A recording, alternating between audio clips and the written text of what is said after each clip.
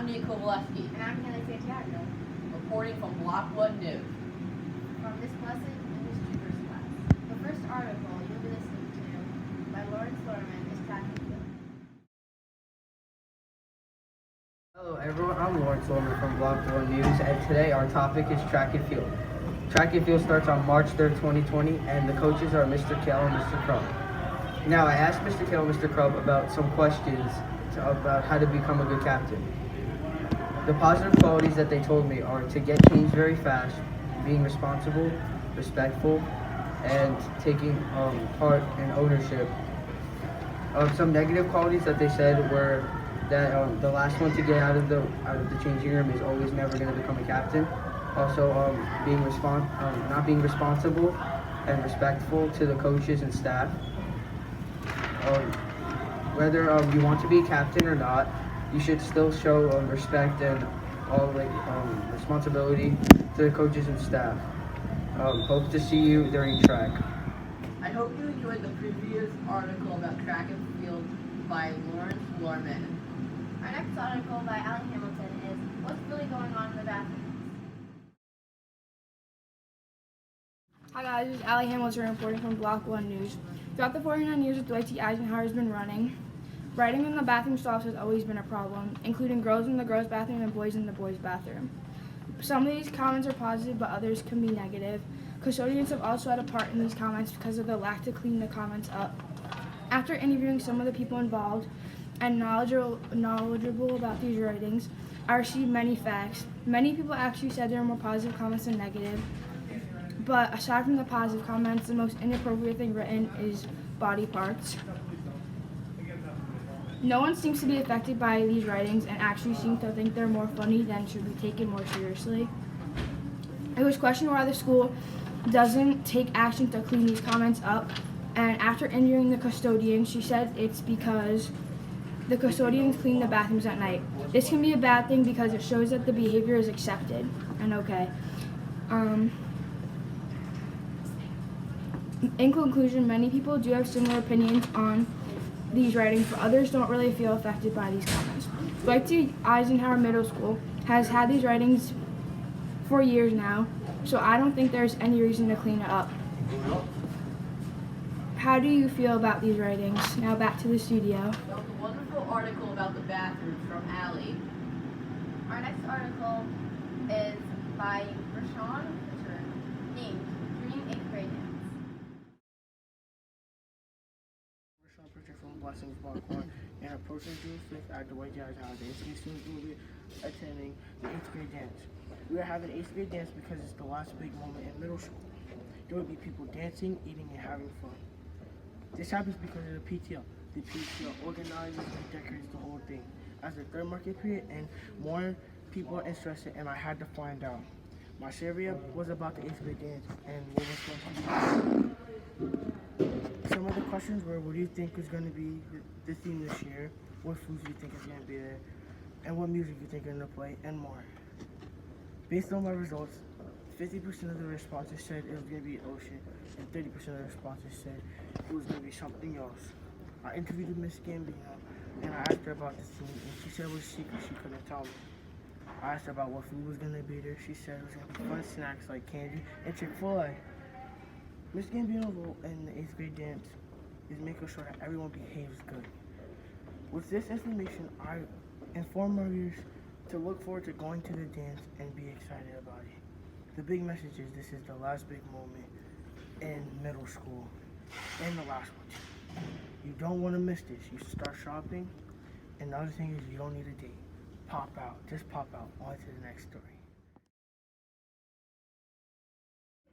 Hi, I'm Taylor Atkinson, and today I'm reporting live from Dwight David Eisenhower Middle School.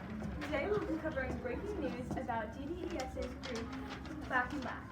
Back in Black has been a traditional, memorable aspect of Dwight David Eisenhower Middle School ever since 2008, making a huge impact on EMS's inspiring and captivating legacy. Music teacher and producer Jesse Ryan directs the band that this year announces their official name to be Reality.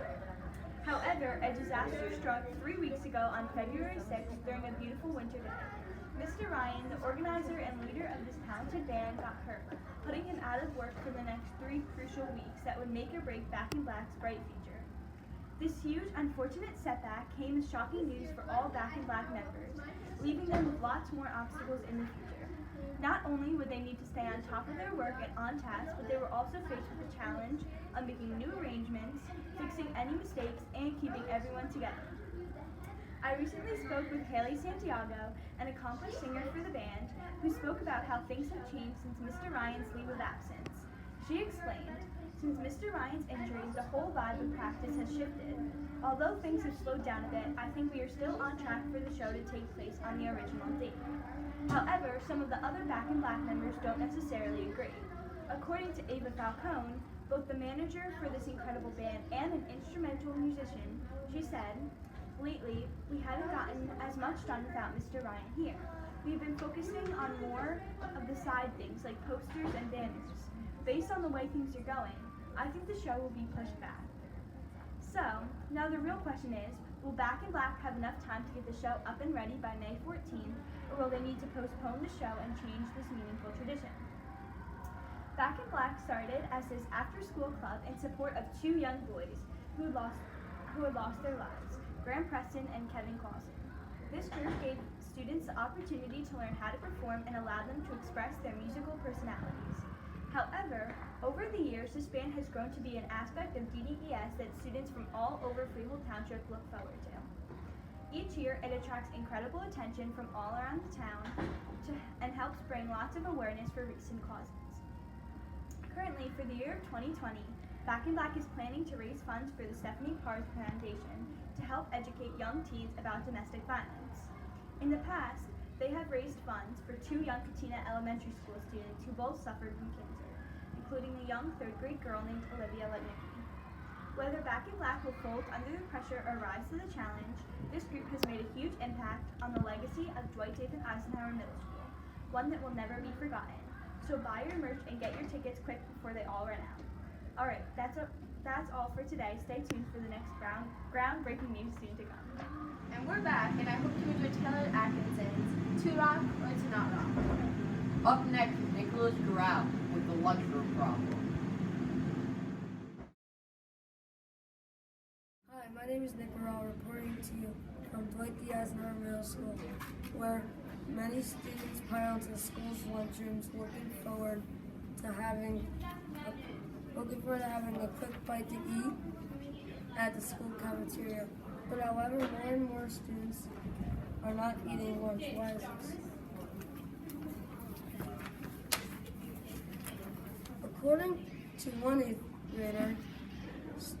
8th grade student, Anthony Phillip, he says that the food in the cafeteria is not good. The food is not made enough in home. Also, he says that I would like to see more variants of foods. Because most foods that are available every day, the food is very bland. The food gets very bland after a while, he said. Another 8th grade student, Angel Flanagan, says that they should get fresher food. They should have better cooking practices and how they prepare a story. In conclusion, lunch is a great time to get a bite to eat and a little break from schoolwork. So what could be changed or kept to ensure the school lunch is more enjoyable? Maybe kids can send letters to the board so they can make lunch more enjoyable for our school. On to the next story. Thank you. Hi, I'm Nate Kovalesh with Block 1 News, and right now we are at Dwight David Eisenhower School outside room 541. Mr. Clavin, an 8th grade social studies teacher. And according to people from the school, this class has a squirrel problem, which is stemming from an attack by a squirrel to Mr. Clavin when he was young. According to Mr. Clavin, he was attacked by a squirrel on his deck while he was playing with his toy trucks when he was a young boy. Ever since that day, he's had a loving heart for squirrels, and he has told his students about his squirrel attack. His students have thought the squirrel attack was funny and got him squirrels as a gag gift at the end of the year. as a funny gift and as a little laughing memory of Mr. Clavin and how much fun they've had in his class. Hi, I'm Taylor Atkinson, and I hope you enjoyed Nate Kovalevsky's article about Cleveland squirrels. Up next is by Kyle Watson, No More Built-In Snow Days. I'm Kyle Watson with Block 1 News, and we're talking about no more built-in snow days. All students across New Jersey public schools are losing built-in snow days. By built-in snow days, I mean how we used to have 3 days at the end of the year, but if we didn't use them, we got out earlier. But this change could affect many students and even give them more absences. For example, when I interviewed 8th grade student Christian Menacasa, he said that snow days should be built in at the end of the year because students go away. But when I interviewed Dr. Clavin, Chief Eisenhower meteorologist, he said he's quite alright because this year, Mr. Dickstein knew that there was going to be no snow. He also stated that if you miss school, you'd be sad, but you can always get over it. Back to you. Kyle Watson's article about snow days. Up next is Joshua Lisicki, The Power Outage. Middle school, around February 7th, every year on the same day and month, the power goes out in the 8th grade wing. So, for some reason, no one knows why, but it keeps happening over and over again, and it's kind of weird. And we have no idea how to fix this issue. So, this issue could be important and dangerous for students and stuff alike, because if we don't know what the cause is, a student could be running into an issue that hasn't even been solved yet, and it could be harmful or potentially dangerous for them. So I would like to mention that electrical issues are a big deal around the school. The power going out, I get it, it's not really a big deal, it can be fixed quite easily, but if it's going out every year, every day on the same month, we need somebody to fix this issue. No. Thanks for watching Joshua Lisicki's article about the power outage. Next up is Jay Marie, Dress Codes in School. Hi, I'm Jamie, and today I'm reporting live from the little hallway of the Dwight D. Eisenhower Middle School. Throughout the school year, more students are tending to break the school dress code. Young kids don't see how serious this dress code is. The benefits of having a dress code is that people won't be distracted by how other people dress.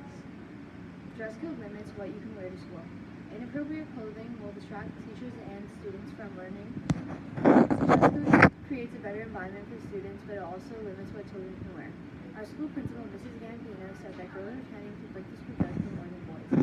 She also said that adults take dress code seriously because what student wears makes adults feel uncomfortable depending whether you're a boy or not. One of our math teachers, Mrs. Bowdow, said that the dress code needs to be stressed more and kids should take it more seriously. Christian Benincasa, one of our 8th graders, stated that people should take dress code more seriously instead of wearing clothes that they wear in the summer. It would be hard for if aren't very appropriate or even today, people debate whether or not it's good to have a dress code for our own safety. It would be best if you follow your school's policy and stay safe. Now let's go back to Thank the you, Jay Marie. Our next article by Cameron Smith is Do Teachers Realize How Much Homework They Give Out?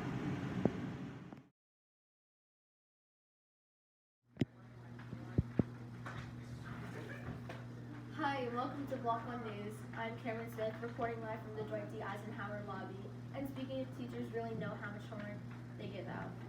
So, homework can take up from 1 to 3.5 hours a day, and we want to know how this affects students. So, I interviewed Brianna Paculera, her 8th grader, and she said how homework is good for extra practice, but sometimes get too out of hand, and interviews with after-school activities and leads to stress. So then I decided to go more thorough in what she was saying and asked her if homework has caused her sleep schedule to change.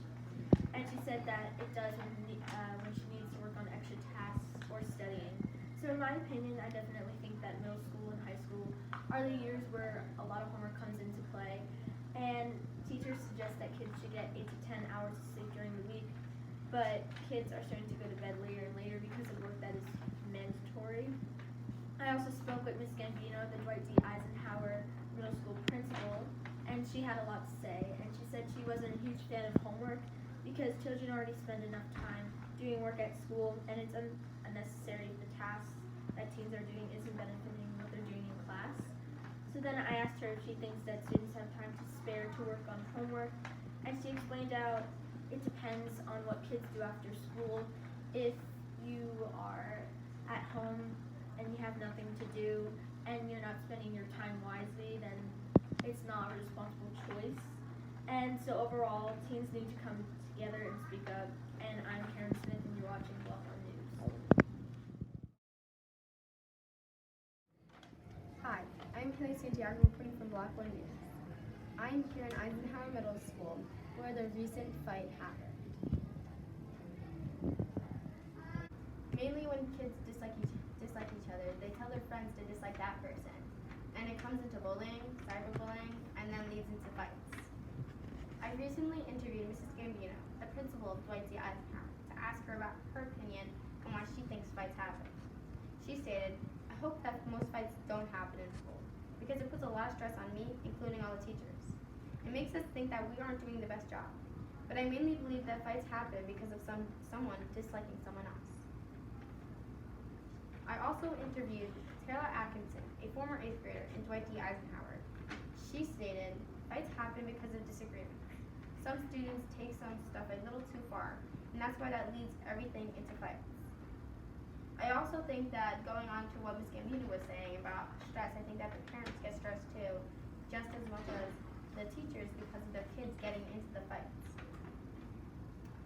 There's usually a lot of witnesses, and usually the witnesses don't try to stop the fight. Usually it's teachers that stop the fight. Most stop and watch, usually take out their phones and videotape, and I think that we need to stop that from happening. They don't try to stop the fight, they just try to videotape it before one teacher comes and stops it. I think that if a fight happens, that you need to stop the fight from happening. You need to get in the middle of those two kids or however many kids there is and stop it from happening, and then you need to tell someone. Or maybe before, if you know it's going to happen, you stop it before it actually happens. Back to you, Block One News. Hope you enjoyed Haley Santiago's article about school fights. Up next is by Gianna Torres, Behind the Curtain.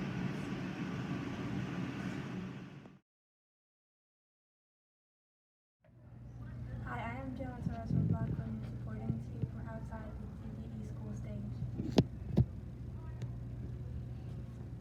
This year, Mrs. Vane and the drama club are putting on the school play, The Wiz. Plays are very hard work and are very time consuming, so I decided to ask Miss Vane how the play was going. She said it's going well, we are on schedule. Usually we are not, but this year I'm waiting for the unexpected. We aren't really all, but the students are working hard and doing a good job. When I asked Cheyenne Ballister, the stage manager, how the play was going, she states, "I think the play is going great. Everyone is doing a great job remembering their lines, remembering dances and blocking. But even though everything seems great, they still run into challenges." Ballister states, "Some challenges I run into my stage managers being able to keep up with what's going on sometimes, meaning that things happen very quickly. Some things are said too quickly, like a stage direction or a tour move, and as stage manager, it's my job to write those things down. So sometimes I miss what the director says. Another thing that is also hard is staying focused when all my friends are in drama. I have to remember that I have a job to do, and although my friends are there, it's not social hour." During the interview with Miss Van, I asked her why she chose to do the play. She replied, "Last year we did a serious play, and it was great, but we want to do something fun and exciting and give people lots of parts, and the Wiz has lots of parts and it's very fun. So if you want to go see this amazing play that Mrs. Van and the drama students have put on, tickets are available at the door before each performance. March 12th at 7 p.m., March 13th at 7 p.m., March 14th at 2 p.m.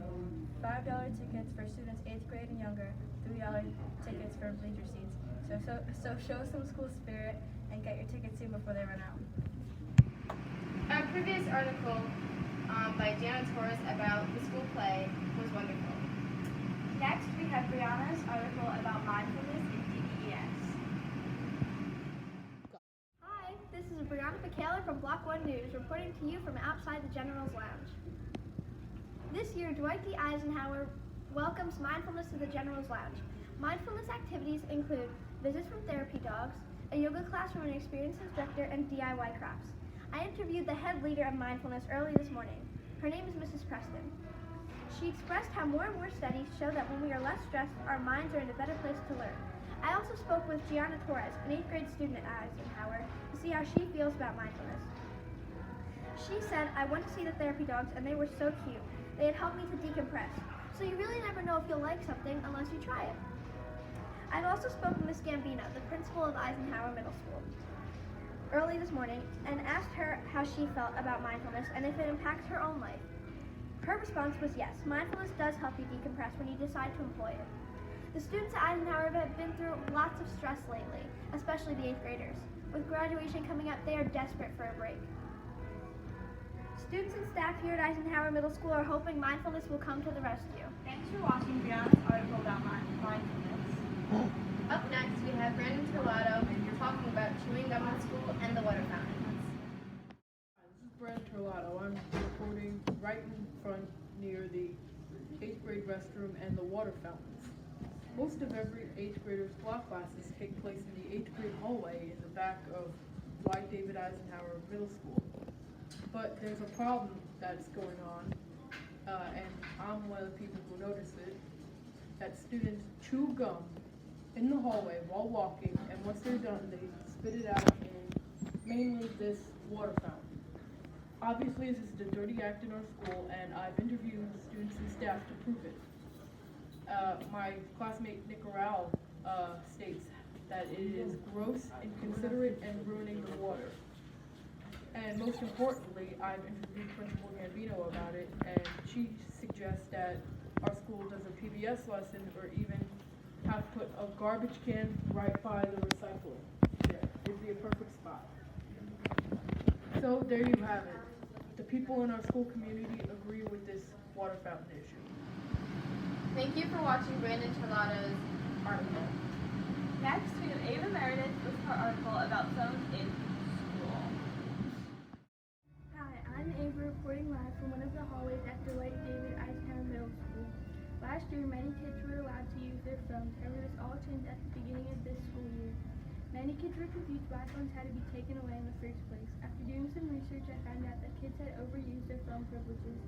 Students would be using their phones in the bathroom, taking photos of people without their knowledge, and texting their friends during class.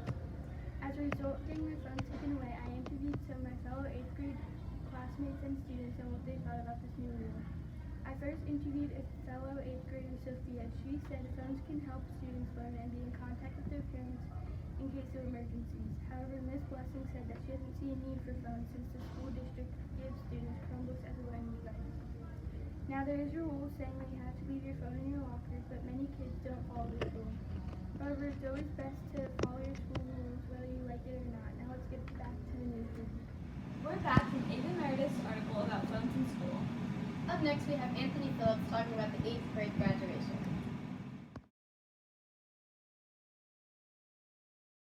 My name is Anthony Phillips, reporting for Block 1 News. In a couple months, 8th graders will be graduating from Dwight D. Eisenhower Middle School. But some things are disappointing, like the gowns. The gowns are a gold-yellow color that don't look too nice in most people's eyes. But people do like that the graduation is after school and that you don't have to go to it. But if you do want to go to it, you definitely should, even though you don't want to. Block 1 News. I'm Nate Kovaleski. And I'm Lizzie Tiana. And a big thanks to Taylor Atkinson for helping. We'll see you next time.